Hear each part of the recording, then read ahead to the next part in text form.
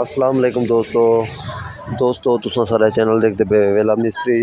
दोस्तों ये सारे कने एक बाइक आया खड़े थे हिंदा चैन दा काफ़ी प्रॉब्लम है कि चैन काफ़ी आवाज़ करेंदी है, बार बार आवाज़ करेंदी है।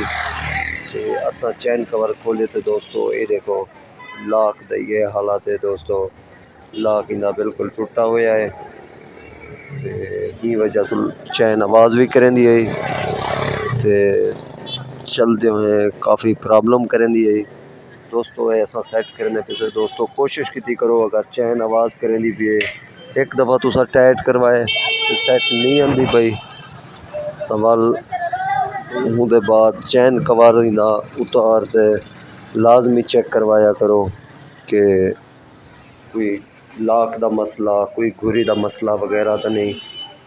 दोस्तों ये हालत तुसा आप देखी दी है, हुण असां इंदा लाक चेंज करेंदे प्यूं, करोन लिफान दा लाक पैंदे प्यूं दोस्तों।